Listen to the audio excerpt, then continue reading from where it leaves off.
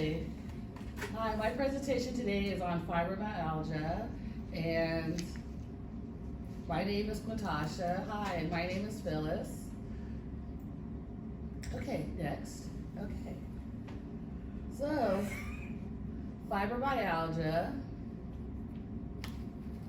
is a syndrome that's characterized by chronic skeletal muscular pain. And the main symptoms are muscle stiffness, joint stiffness, insomnia, fatigue, mood disorders, depression, dental sensitivity, and a hard time carrying out everyday activities. Fibromyalgia affects 4 million U.S. adults, and 2% of those are of adults, mostly women. More women than men. The signs and symptoms you'll notice: you'll have pain in your body, you'll have stiffness all over the body, fatigue, tiredness, depression, anxiety, and difficulty sleeping. And these are a picture, a diagram of the body, parts of the body that's affected. Now let me explain about some of the fatigue that you'll feel, some of the stiffness, how it affects the body. You'll have widespread pain, and that's pain that you feel all over the body. And it's just a comfortable, not feeling comfortable, feeling back pain, lower back pain. You'll have joint pains as well. You'll have a tiredness and fatigue. You'll feel really sleepy. You'll feel that very often. And you'll have difficulty in your legs. You're just feeling like you're just feeling tired all over. All of your muscles are tired. And then you'll have fatigue with fibromyalgia. And what happens there is you'll have difficulty sleeping. You'll have like a fog that you're sleeping in. Pain, many patients feel that way. Difficulty sleeping, sleep apnea. And then you'll have cognitive difficulty thinking. And again, women are more likely to develop fibromyalgia than men. They'll have tension headaches, they'll have pain in their joints, anxiety, and depression. And again, we'll kind of go over the cycle of what you'll feel. You'll feel pain, mental tension, stress, limited activity, which means you just don't have the energy to do anything. You just don't want to do anything. A tiredness, you'll feel tired all the time. You'll feel depressed. You can't control your emotions. Again, you're feeling a lot of depression, and again, muscle pain. It's a cycle that you'll feel. Okay. Most medicines that will treat this disease, sometimes you just need to changing your lifestyle, exercising, relaxing, different therapies, talking to people, CBT, cognitive behavioral therapy, acceptance and commitment therapy, antidepressants, exercise helps, and reducing the pain helps too for fibromyalgia.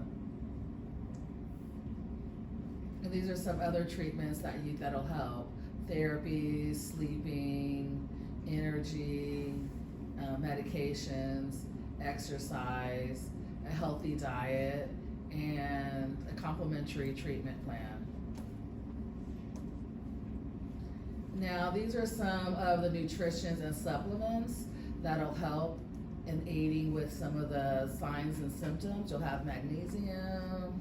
Magnesium's important. It helps with the nerves and your joints.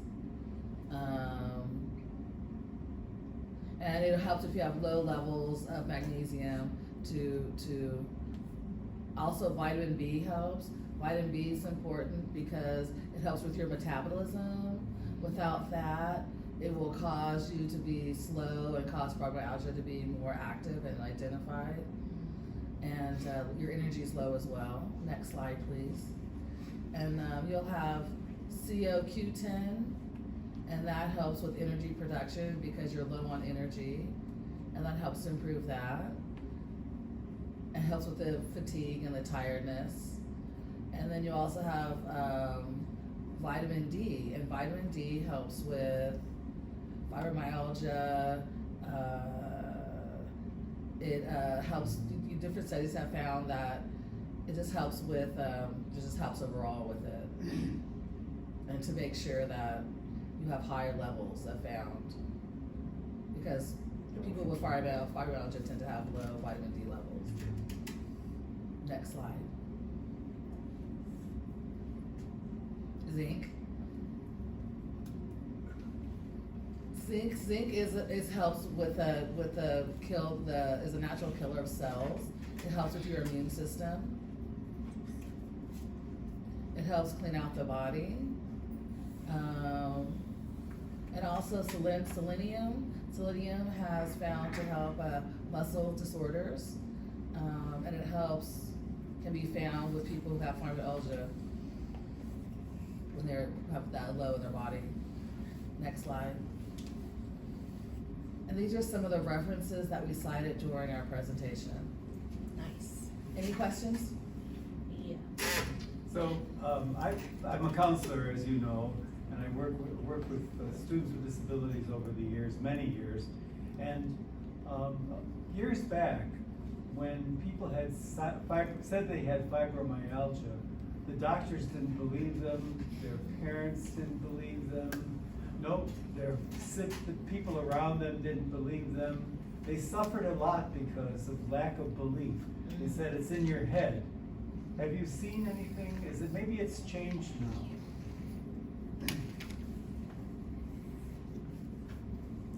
Sometimes the doctors weren't able to find the diagnosis. Maybe they would look at their diet. They didn't know for sure that it was fibromyalgia, and so then they had to go ahead and test other things, and sometimes they had to identify the pain. How long has the pain been going on? 3 months, or was it a chronic situation? And sometimes it took time for them to really diagnose that particular disease. Thank you. How come it's more prominent for women?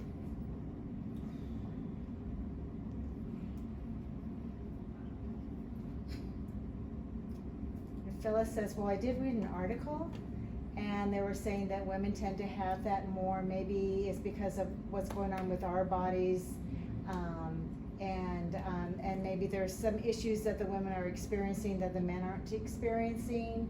And they said sometimes because women have, they're working, they have the kids, they're going to school, they have all these different types of stresses, more so than their male counterparts. And so I think that's what contributed to a higher percentage. Quientosha is saying, and Phyllis is now saying, is that, yeah, when I read that, I was a little bit shocked that it happened more, often with women than men. And when I would research it more, they often cited the numbers were higher, but not necessarily the reasons why. Thank you. Do you think it would have anything to do with the reproductive system?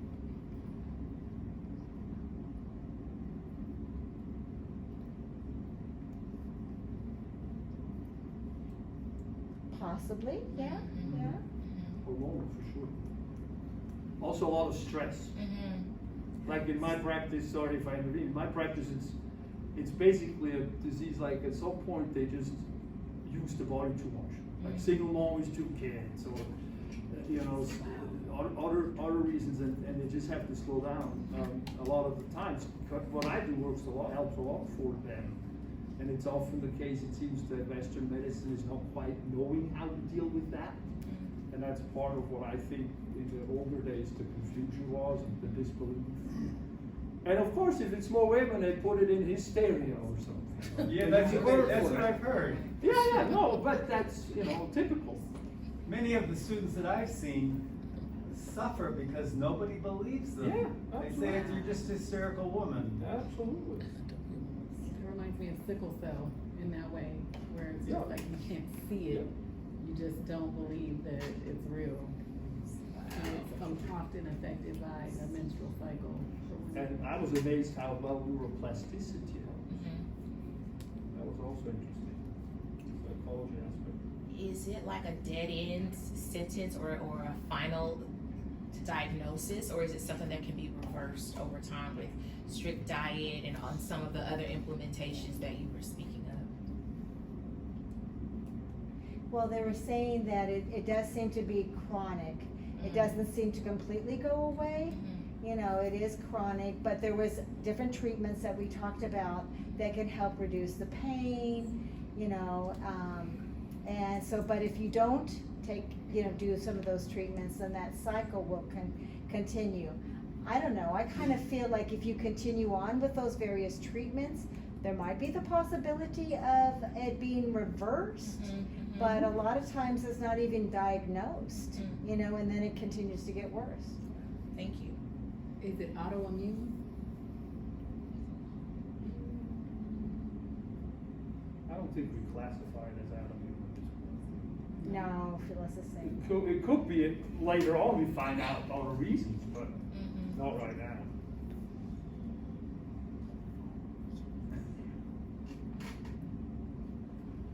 Okay, thank you. Thank you so for much. watching. Thank you. Thank you. That's right. I know better. Thank you.